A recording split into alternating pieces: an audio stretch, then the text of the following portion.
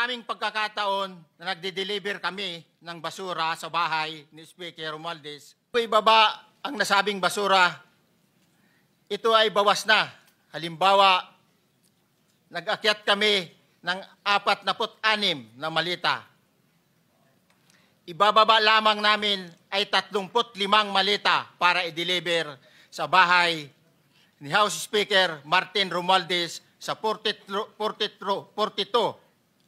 McKinley Street, Taguig.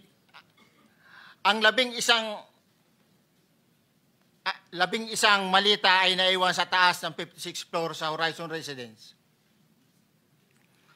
Humigit kumulang 3 beses ako mismo ang nag-deliver ng basura sa bahay ni Congressman Saldico, sa Horizon Residence at sa mga bahay ni Speaker Romualdez sa 42 McKinley Street, Taguig.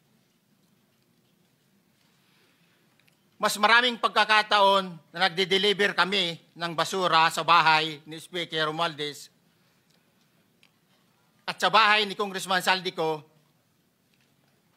dahil iba-iba kaming mga nakadetailed na close-in, back-up at advance party na nagkakaroon ng rotation.